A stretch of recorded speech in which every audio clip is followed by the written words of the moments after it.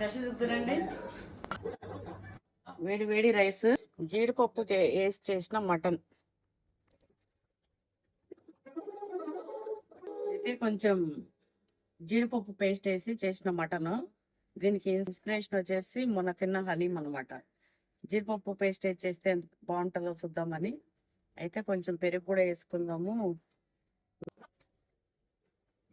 జీడిపప్పులు